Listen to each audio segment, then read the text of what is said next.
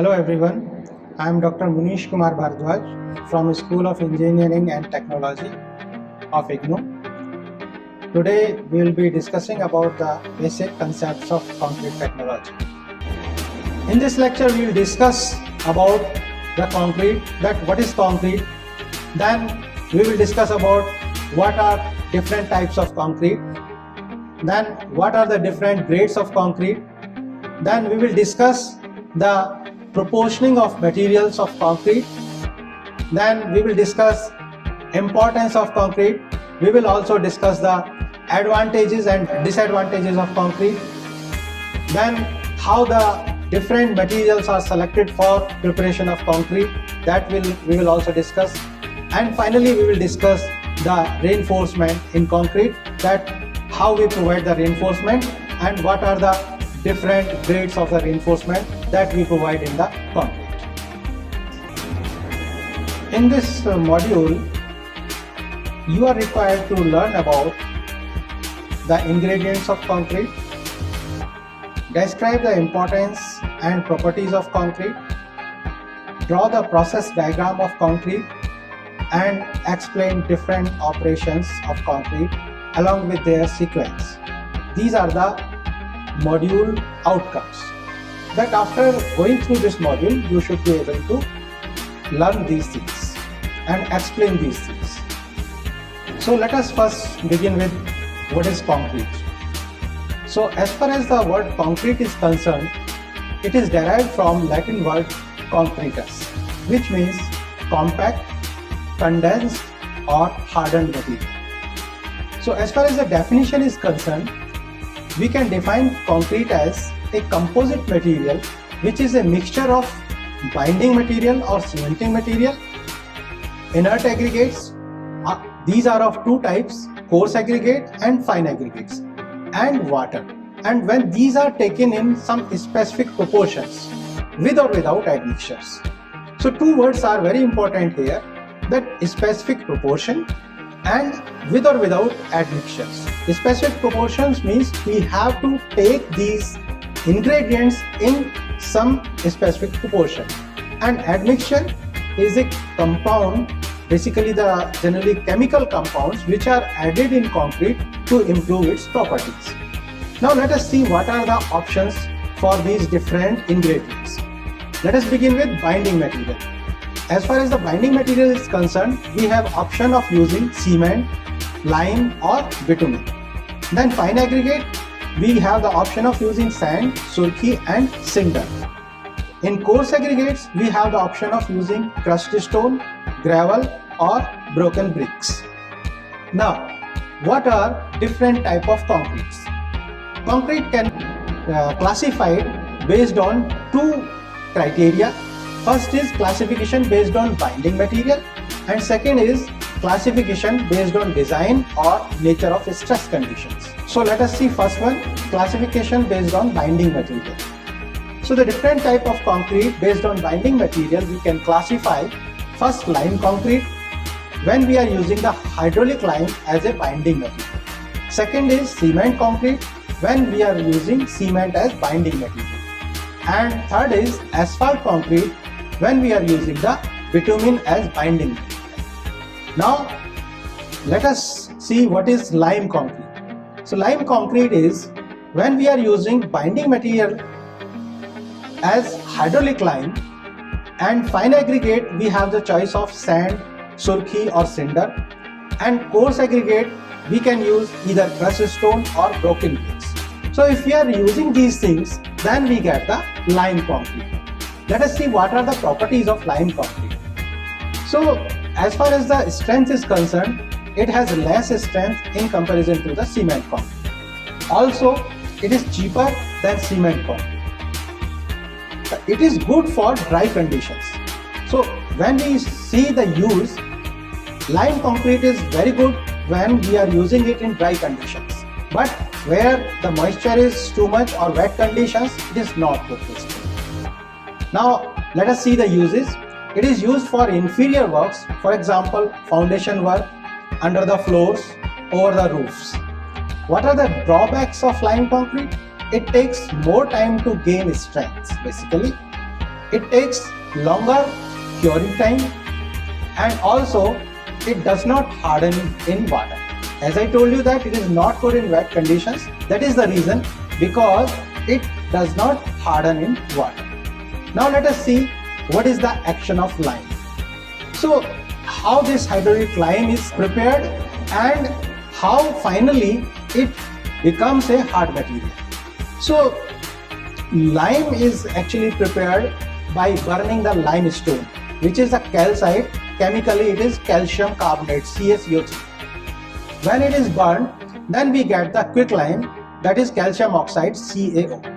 When this calcium oxide or the quicklime, it is added with water, or water is added to the quicklime, then it produces the fat lime or slag lime, which is basically simply the calcium hydroxide, CaOH2 basically.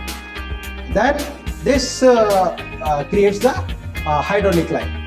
Then hydraulic lime, this calcium hydroxide, when this reacts with the carbon dioxide which is available in the atmosphere, so from air it takes carbon dioxide, and this reaction finally gives us again the calcium carbonate, which is again the calcite. But now this is we have created it basically.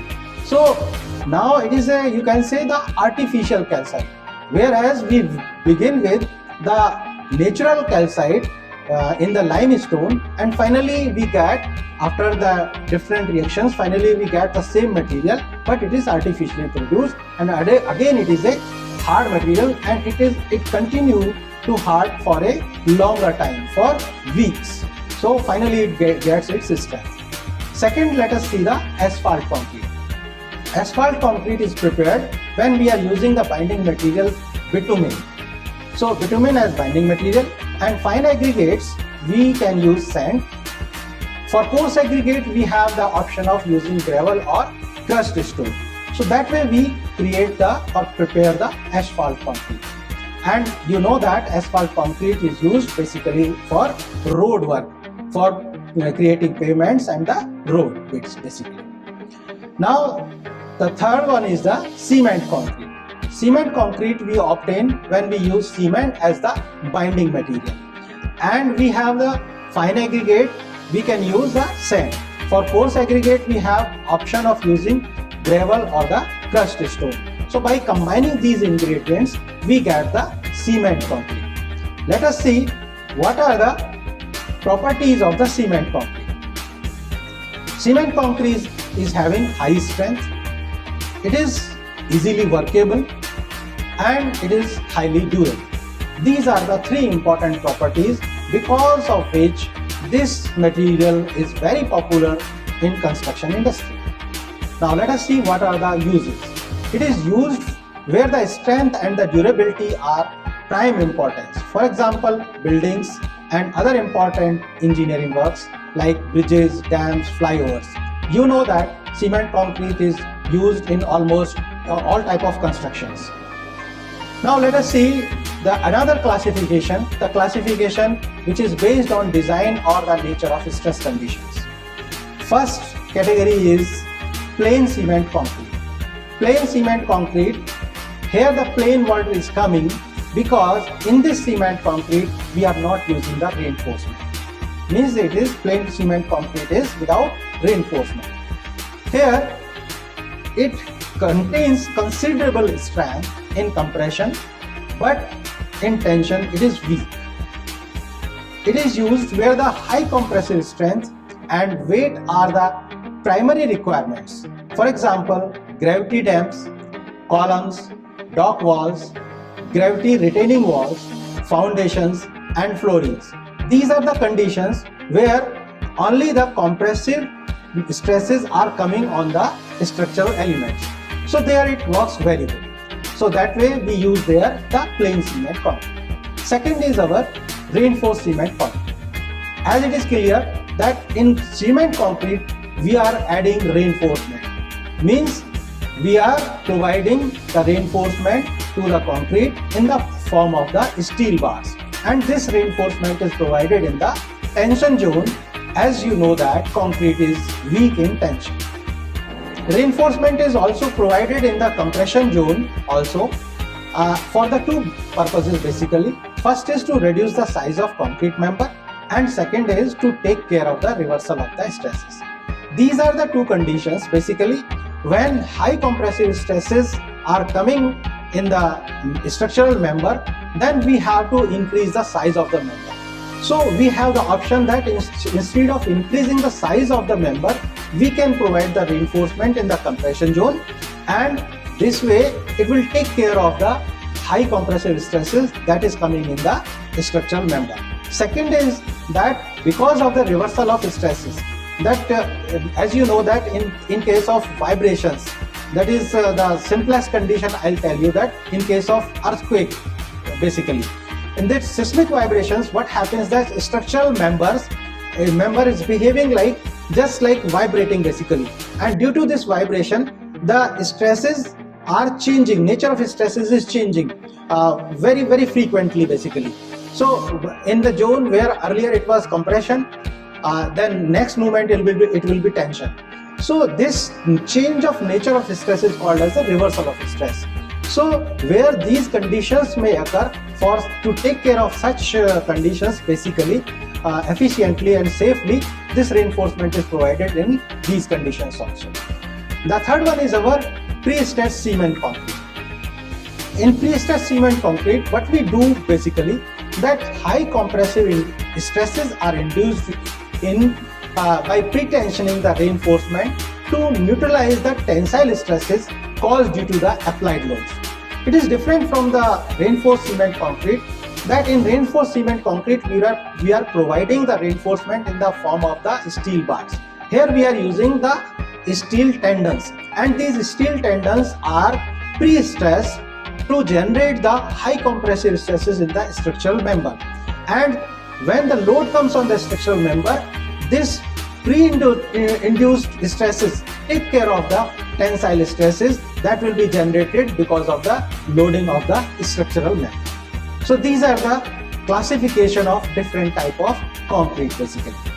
Now let us see what are the different grades of concrete. The concrete is graded according to its compressive strength, and it is designated by letter M followed by a numerical number. For example, M20. In this M20, this letter M refers to the mix, and the number 20, it refers to the specified characteristic compressive strength, which is represented in Newton per mm square of a concrete cube basically. And this concrete cube, we create the dimensions of 15 centimeter by 15 centimeter by 15 centimeter, and we cure it for 28 days, and then we test it. So finally the test results which give us the strength in Newton per mm square, that is represented here by this number, which is written along with the letter M. What is the characteristic strength? As I told you here, the word one characteristic strength. So let us understand what is this. This characteristic strength is defined as the strength of concrete below which not more than 5% of the test results are expected to fall. What is the meaning of it? If you are testing 100 samples, means then out of these 100 samples, 95 samples should show the strength more than this strength. Means not more than 5 samples should show the strength less than this specified strength. Then it is called as the characteristic strength. Now, generally, concrete up to the grade of M50 is used for the plain concrete works.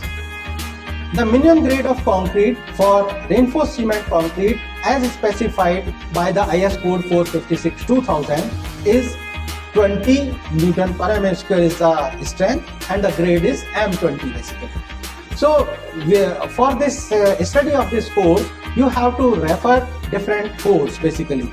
One code I have just referred you, that IS 456, it is about the plain and the reinforced cement concrete, and latest version is for the year 2000. So that way it is called IS 456-2000. Now the two grades M5 and the M7.5 grades are generally used for lean concrete bases and simple foundations for the masonry walls, because this is the lean mix, so it is not used for the important works or where the high strength is required basically.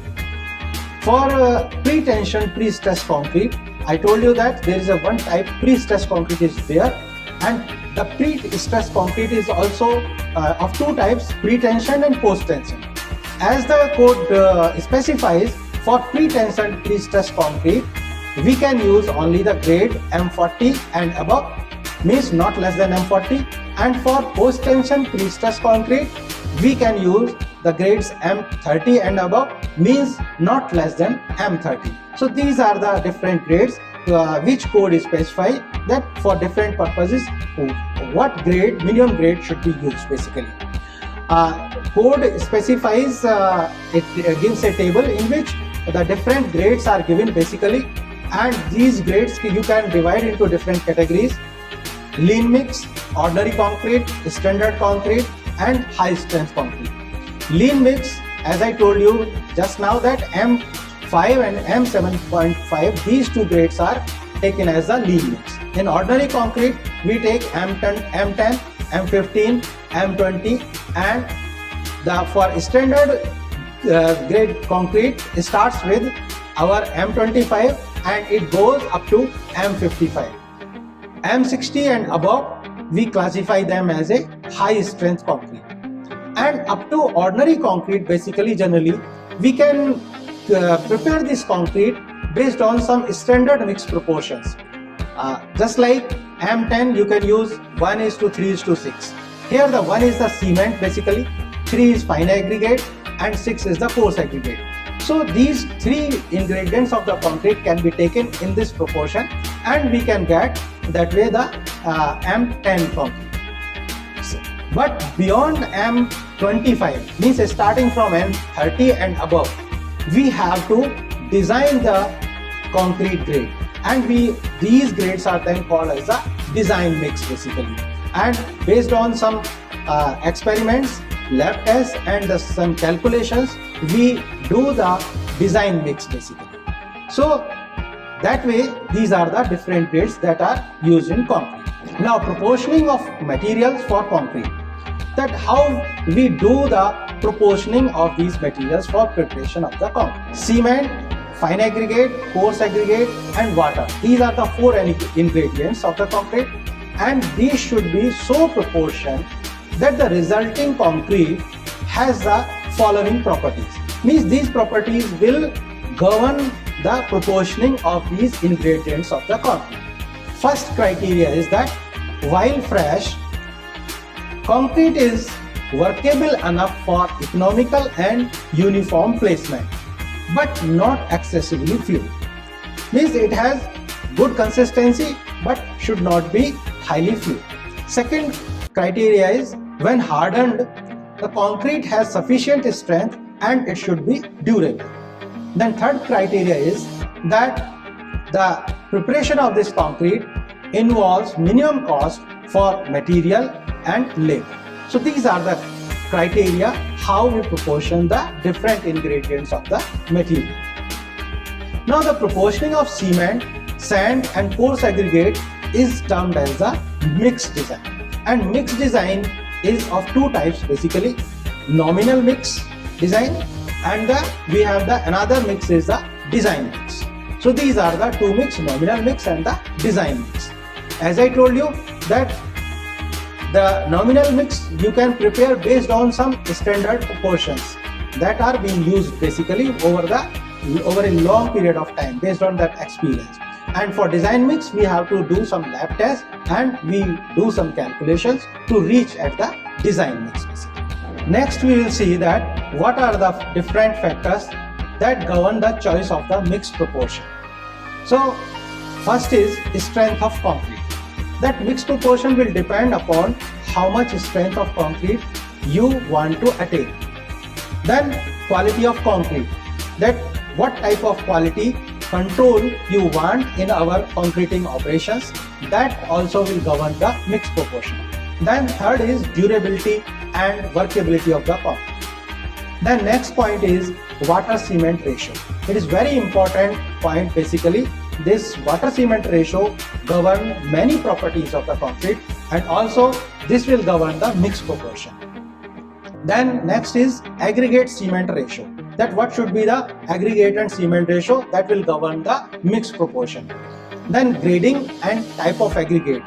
That what type of grading of aggregate is there. There are different type of grading that we will discuss in our next lectures. So depending upon that grading of the aggregate and what type of aggregate we are using, so this will also govern the mix proportion. And finally, the maximum and the minimum size of aggregate that we are using to prepare the concrete that will also govern our choice of mix proportion. Next is, what is the importance of concrete? So important characteristics, let us see. Important characteristics include basically the good compressive strength, good durability. Concrete has required impermeability, that you can create the concrete of required or specified impermeability.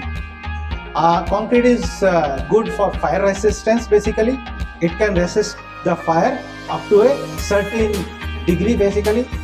And then concrete has abrasion resistance, that when there is a rubbing action, then it can bear up to certain extent this abrasion action also. So these are the important characteristics of the concrete, and these important characteristics of the concrete makes the concrete a very popular construction material. Because of these different characteristics, this concrete is used as a basic construction material for different purposes, just like road, bridges, buildings, railways, airports, dams, etc. Now let us see what are the advantages of concrete. First is its strength, that it is quite strong. Second is its durability. Third is that it is fireproof, fire resistant. So these are the three properties. Because of these three properties, concrete is a very popular construction material. Second is that it proves to be economical in long run. If we compare with the other materials, then it requires less maintenance if used properly. Concrete can be molded to any shape. This is one of the very, you can say, good property, that whatever shape you decide for your any structural member, you can mold into any shape.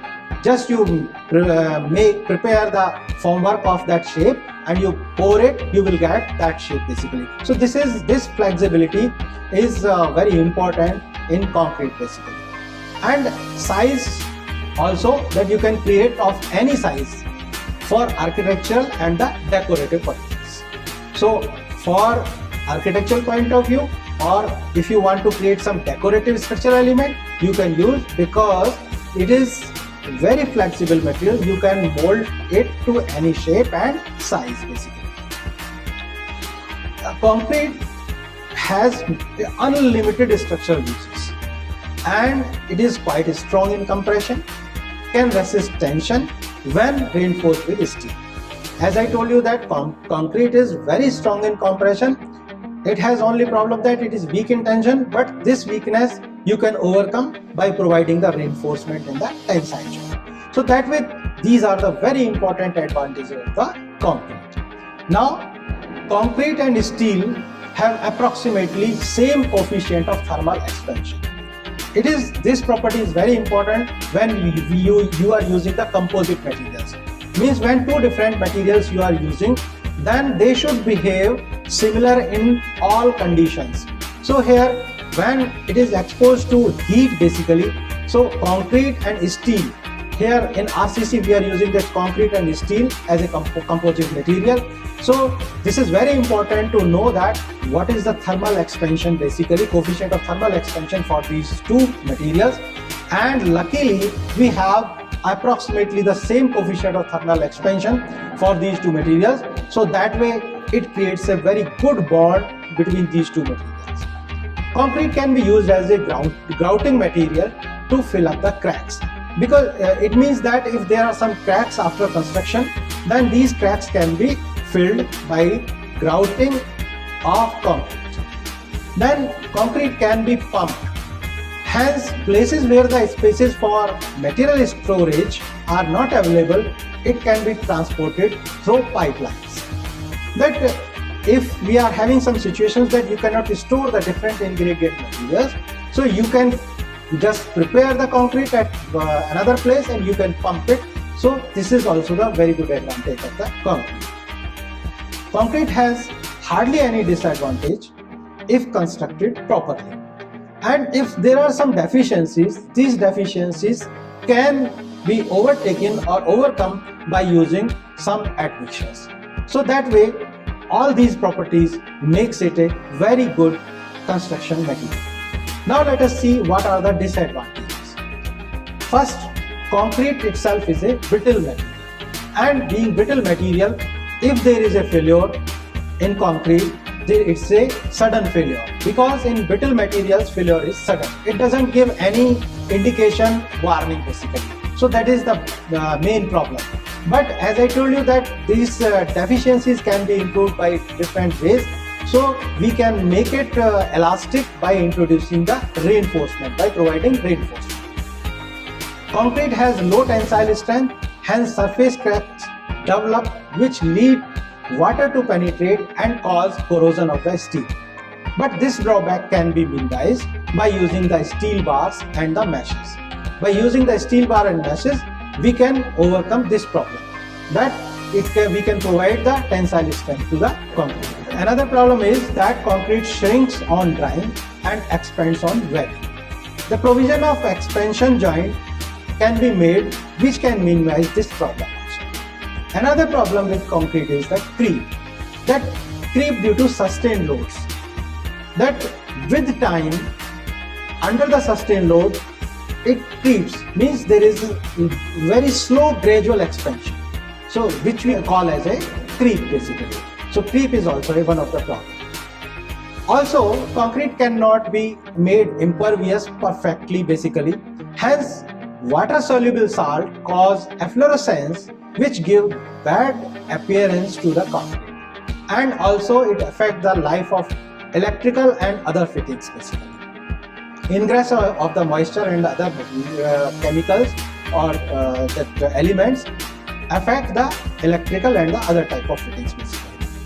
Then concrete is liable to sulfate and the alkalis attack, hence it deteriorate and disintegrate with time because of the sulfate and the alkali.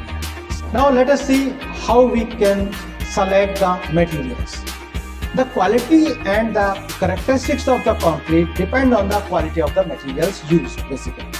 And quality of the material of the ingredients will decide the quality of the concrete. Materials selected for the concrete must conform to required specifications depending upon the strength of the concrete. So what is the criteria about cement?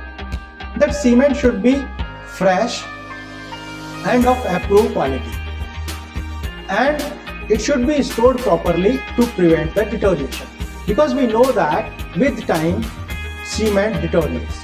So its storage should be done properly to prevent the deterioration. Second is aggregate. Aggregate should be well graded, free from silt and organic matter and other undesirable impurities.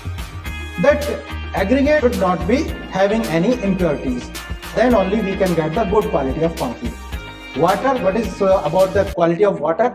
Water should be potable. Means the water which we can drink, that can be used for preparing the concrete. Water should be free from all impurities. Admixtures, if we are adding admixtures to prepare the concrete, then admixtures should not have any adverse or deteriorating effect on other materials and on concrete as a whole. So these are the criteria that how we can choose the different ingredients, the quality of the different ingredients basically. Now reinforcement in concrete. Let us see what quality of reinforcement we provide, what are different grades of that reinforcement.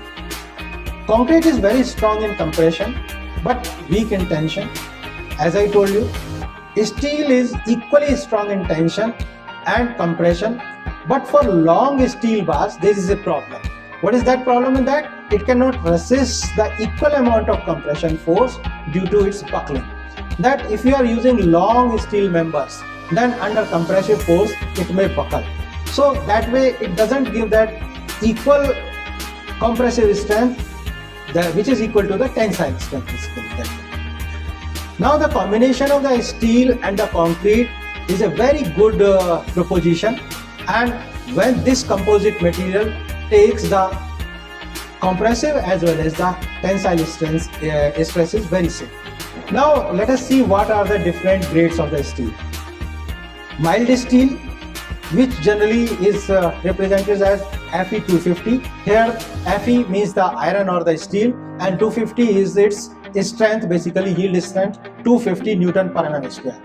Second is high tensile deformed steel. Here we have the two grades basically. Fe415 means the steel which is having yield strength of 450 Newton per mm square, and second one is the steel which is having yield strength of 500 Newton per mm square. These are the steel grades. Now let us see the advantages of steel reinforcement. We use the steel reinforcement because it is having high tensile strength.